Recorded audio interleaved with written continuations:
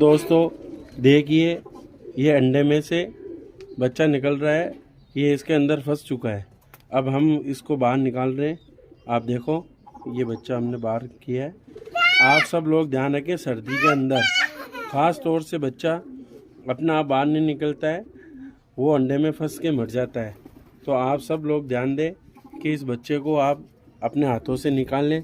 जब 21 दिन पूरा हो जाए, आप अपने अंडों पे ध्यान रखें और नज़र रखें।